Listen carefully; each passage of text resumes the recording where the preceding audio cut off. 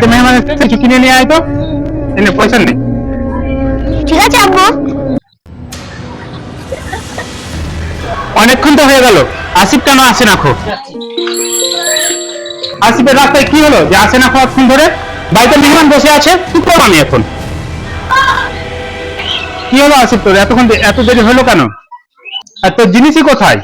আব্বু আমি দোকানে গিয়েছিলাম, সেখানে দেখি একটা গরিব অসহায় ছেলে। দাদা আমাকে কিছু ফল দাও, আমি দুদিন ধরে কিচ্ছু খাইনি। ফল খাবে তো তোমাদের পয়সা আছে কি?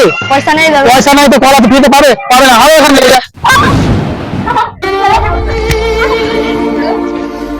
তোমার ফলের দাম কত? আমার এগুলো যে 10 টাকা হালি নাকি? না নিবো। লাও পয়সা দাও, টাকা দাও। কলা লাও। থ্যাংক ইউ দাদা, তোমার মতো সৎ দুনিয়ার আর মানুষ নেই। ঠিক আছে, এই হচ্ছে ঘটনা। আর আব্বু আমি যদি ভালো করে থাকি, যা করেছিস বেশ করেছিস।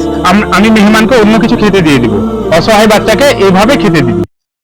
বন্ধুরা যদি আমি কাজটা ভালো করে থাকি তাহলে অবশ্যই আমার পাশে থাকার জন্য আপনি সাবস্ক্রাইব এবং লাইক করে দিবেন।